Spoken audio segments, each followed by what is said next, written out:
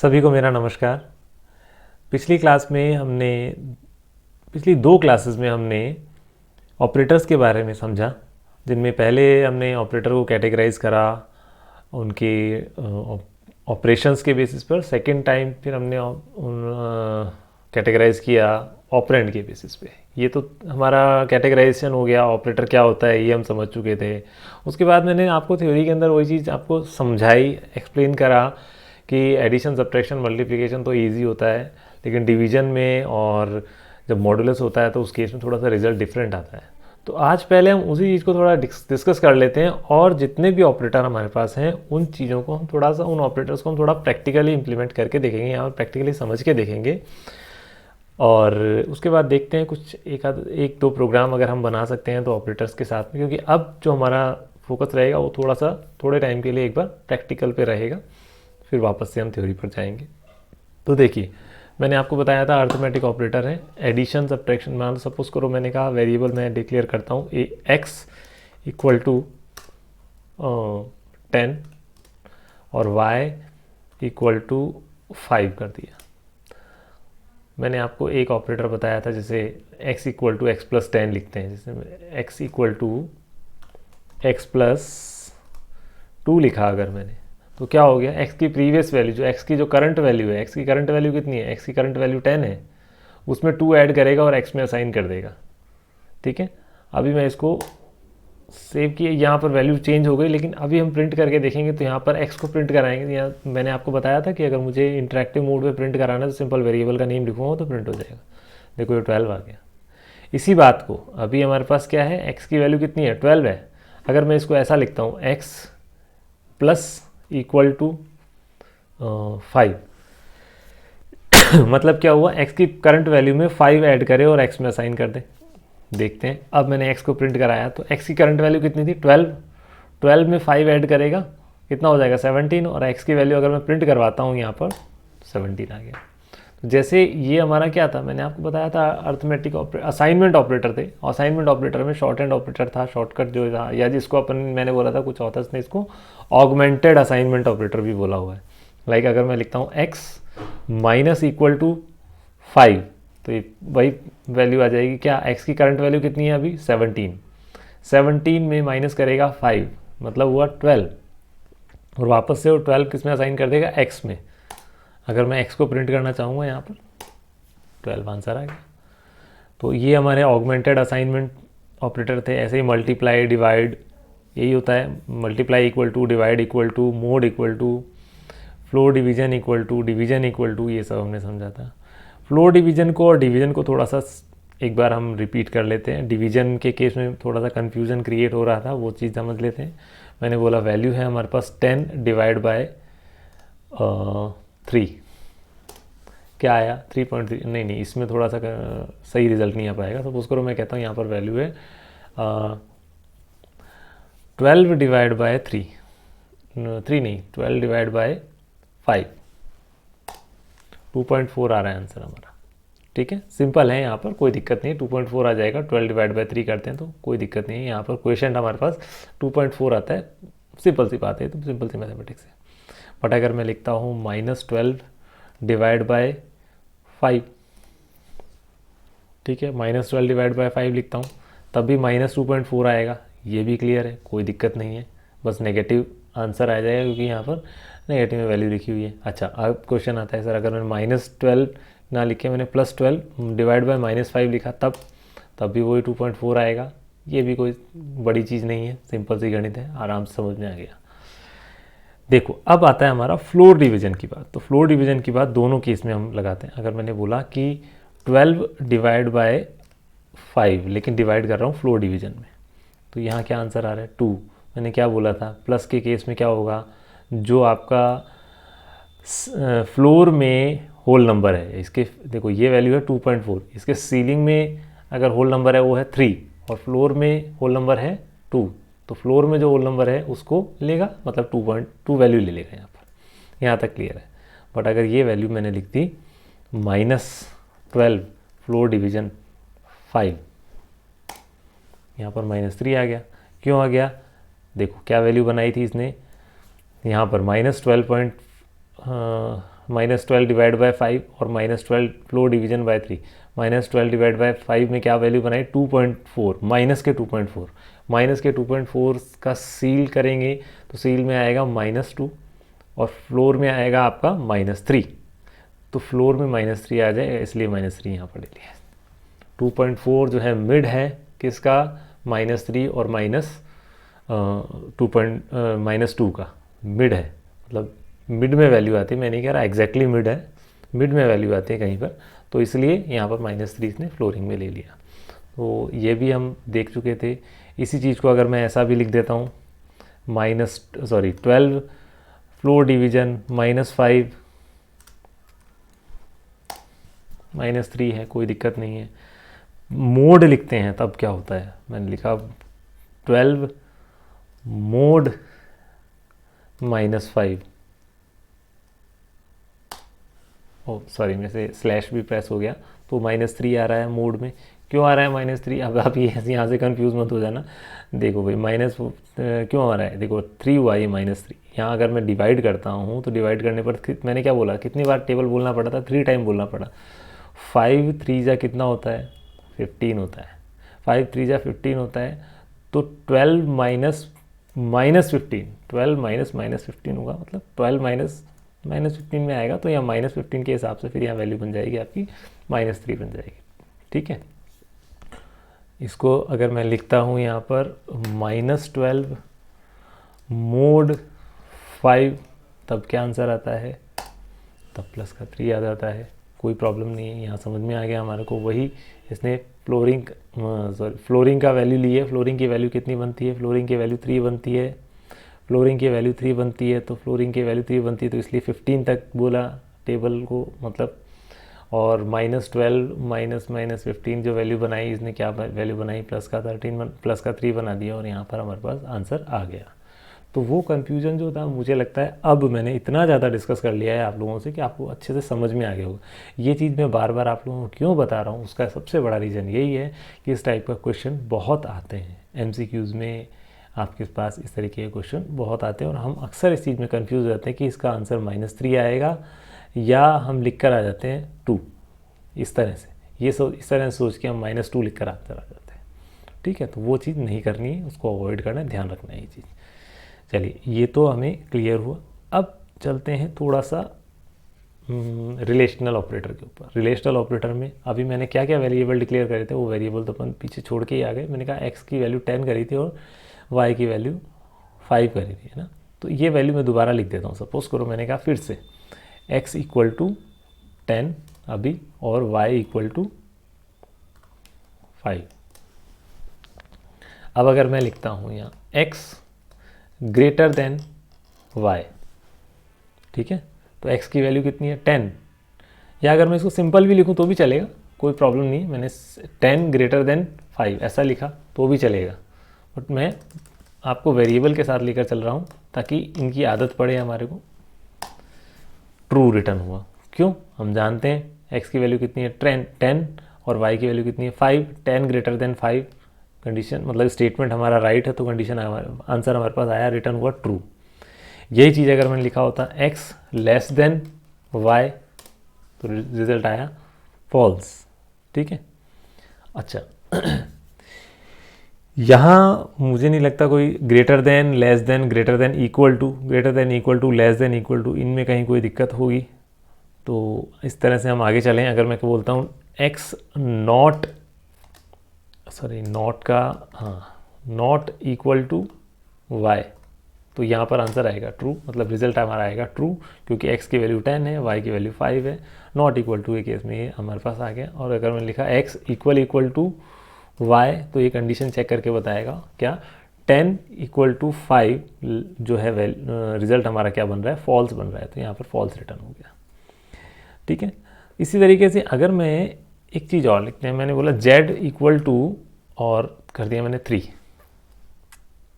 ठीक है, अब यहाँ हम लिखें ऐसा मल्टीपल कंडीशन z। अब देखो ये क्या रिजल्ट दे रहा है, ये रिजल्ट दे रहा है फॉल्स। ये रिजल्ट फॉल्स क्यों दे रहा है, अब पहले वैल्यू पुट करके देखो, x की वैल्यू कितनी है 10, y की वैल्यू 5, तो 10 लेस देन 5, तो पहली कंडीशन ही हमारी फॉल्स हो गई। तो पहली कंडीशन ही फॉल्स हो गई, तो यहाँ पर हमारे पास फॉल्स रिजल्ट आ जाएगा। अच्छा चलो, अब मैं ये इसको यूँ बोलता हूँ, x ग्रेटर देन y, ये तो हमारी ट्रू है। और जो पहले हमने लेस देन z लिखा हुआ था, लेस देन z लिख कर देखें क्या ये अभी क्या रिजल्ट आएगा, अभी भी रिजल्ट फॉल्स आ रहा है। क्यों आ रहा है, देखो x ग्रेटर देन y, ये तो वैल्यू हो गई 10 ग्रेटर देन 5, कंडीशन ट्रू है। लेस देन 3, तो यहाँ पर कंडीशन क्या हो गई, फॉल्स हो गई, मतलब y की वैल्यू 5 है। 5 लेस देन 3, कंडीशन फॉल्स हो गई। तो अब यहाँ अब याद करो आप, मैंने क्या बोला था आपको, एक एंड ऑपरेटर हमारा होता है।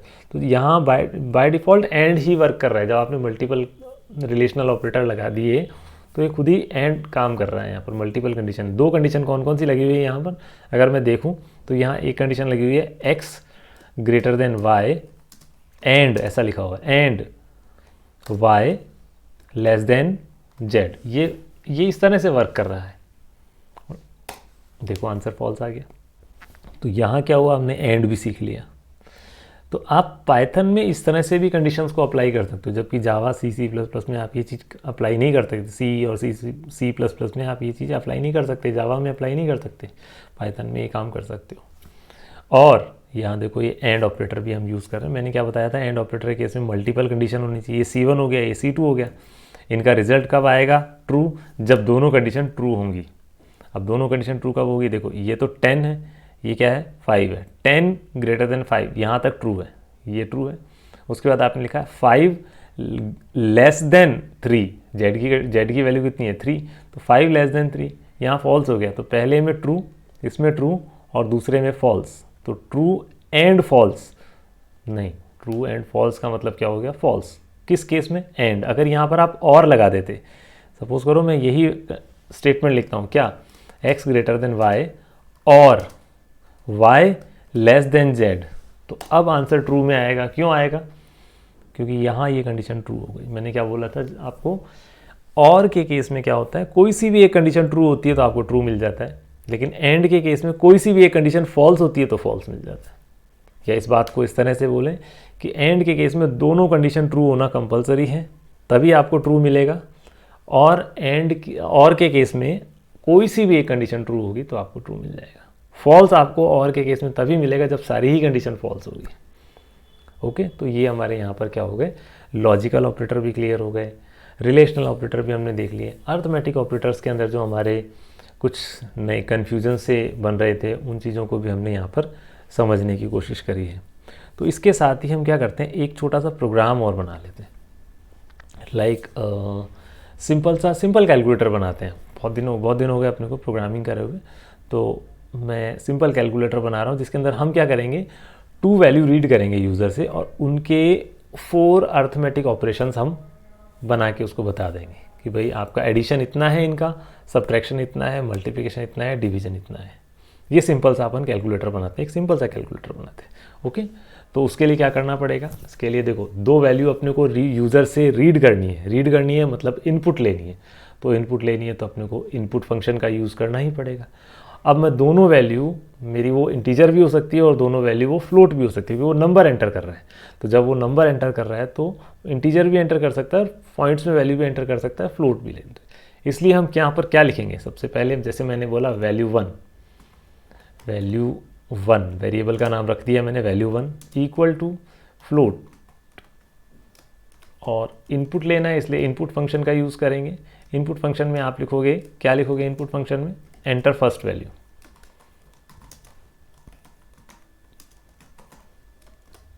देन ये मुझे लगता है आपको थोड़ा याद होगा, अगर याद नहीं है तो पिछले वीडियो में थोड़ा सा देख लेना आप।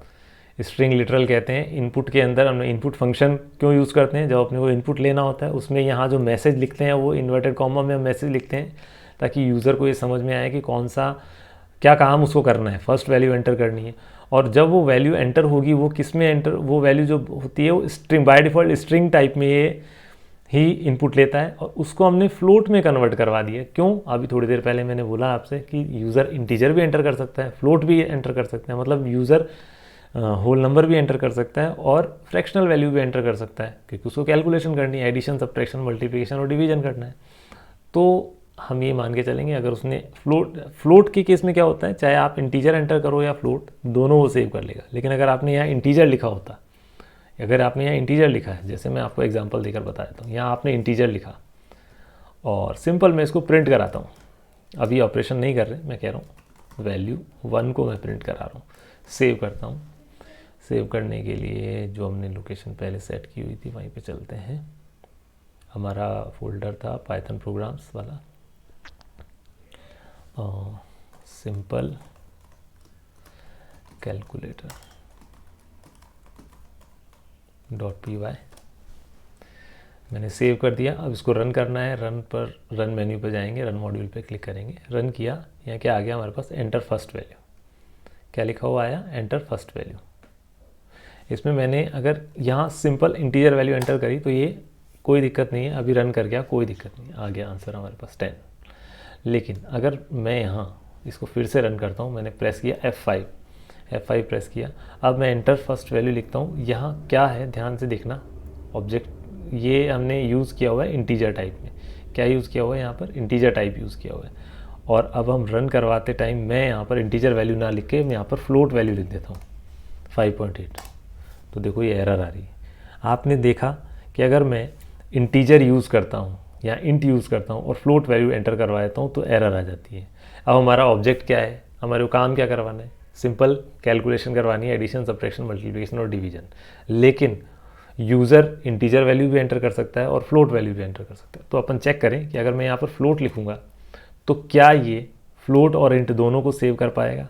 देखो मैंने रन किया अगेन, अब रन करने पर अगर मैंने कहा 2 सिंपल इंटीजर वैल्यू एंटर करी तो 2.0 कर दिया उसको, और फिर से मैं रन करता हूँ और मैंने वैल्यू एंटर करी 4.5 तो हमारी 4.5, कोई एरर नहीं आई, मतलब इस तरीके की कोई वैल्यू में जब मैंने यहाँ पर वैल्यू एंटर करवाई थी 5.8 जो कि फ्लोट थी, तो अब पहले एरर आ रही थी, अब कोई एरर नहीं आ रही। तो मतलब अगर मैं फ्लोट लिखता हूँ तो ना तो इंटीजर एंटर करने पर कोई एरर देगा ना फ्लोट, बट इतना सा हो जाएगा कि जब मैंने इंटीजर एंटर किया था 2 उसको इसने फ्लोट में कन्वर्ट कर लिया है ना, और फ्लोट एंटर किया है तो फ्लोट में ही रहने दिया। चलिए कोई दिक्कत नहीं है, आगे चलते हैं। अब मैंने क्या किया, वैल्यू 1 रीड कर ली, वैल्यू 1 रीड करने के बाद ऐसे मैं वैल्यू 2 रीड कर लूँगा। वैल्यू 2 रीड करेंगे, वो भी मैं हम फ्लोट के हिसाब से रीड कर लेते हैं और एंटर सेकंड वैल्यू, ठीक है। चलिए ये दोनों वैल्यू हमारी ऐड हो गई, रीड हो गई, इनपुट हो गई। इसके बाद अब अपने को क्या ऑपरेशन परफॉर्म करने हैं, एडिशन, सब्ट्रैक्शन, मल्टीप्लिकेशन और डिवीजन। तो इसके लिए मैं एक वेरिएबल ले लेता हूँ, RES रिजल्ट वेरिएबल ले लेता हूँ। रिजल्ट में मैं क्या करता हूँ, पहले लिखता हूँ वैल्यू 1 प्लस वैल्यू 2, ताकि मेरा किसका रिजल्ट आ जाए, एडिशन का रिजल्ट आ जाए। यहाँ अपन प्रोसेस कर रहे हैं। अब मैं इसको प्रिंट करा दूंगा, प्रिंट एडिशन इक्वल टू क्या, कौन से वेरिएबल में, RES में। ये मैं आपको बता चुका हूँ, कॉमा ऑपरेटर जो है हमारा यूज़ करते हैं हम, 2 स्ट्रिंग को एक सेपरेट कर देता है, और जब ये RES वैल्यू है जो ये फ्लोट टाइप में वैल्यू बनेगी, 2 फ्लोट को ऐड करेगा तो फ्लोट ही रिजल्ट बनेगा, और उस फ्लोट रिजल्ट को इसने क्या करा, स्ट्रिंग में कन्वर्ट करके प्रिंट करवा देगा ये, ठीक है। अब अपने को करना कुछ नहीं है, सिंपल सा मुझे एडिशन के साथ में अब यहाँ सब्ट्रैक्शन करना है। तो मैंने रिजल्ट में सब्ट्रैक्शन करना, मैंने कॉपी पेस्ट किया है यहाँ, एडिशन को क्या कर देंगे, सब्ट्रैक्शन, रिजल्ट आ गया। उसके बाद फिर से मैं पेस्ट कर देता हूँ, मुझे क्या करना है अब यहाँ सब्ट्रैक्शन की जगह मल्टीप्लिकेशन, तो यहाँ एडिशन की जगह क्या लिख देंगे, मल्टीप्लिकेशन। उसी तरह से आगे हम चलते हैं, डिवीजन करना है तो अपने को सिंपल यहाँ डिवीजन लिख देंगे। रन करके देखते हैं क्या ये कोड हमारा वर्क कर रहा है।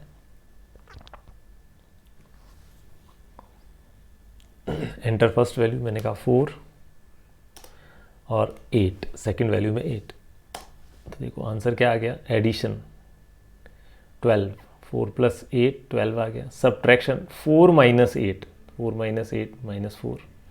मल्टीप्लिकेशन 4 8 जा 32 और डिवीजन 0.5। तो ये अभी इस प्रोग्राम से हमने सिंपल सा एक काम करके देखा। क्या वो ये कि हम सिंपल कैलकुलेटर अगर अपने को बनाना हो तो वो कैसे बनेगा, उसके लिए सिंपल कोड लिखा हमने और इस कोड के साथ हमने समझा कि अगर मुझे सिंपल कैलकुलेटर बनाना हो तो वो काम कैसे होगा। तो मुझे लगता है आज के लिए हम इतना ही। इसके बाद आगे हम 1-2 वीडियोज़ जो हैं, 1-2 क्लासेस जो हैं वो प्रैक्टिकल की ही लेंगे, प्रैक्टिकल में ही समझेंगे कि और कुछ नया मैं आपको प्रोग्राम बनाकर दिखाऊंगा। तो आज के लिए इतना ही। Thank you very much. Have a nice day.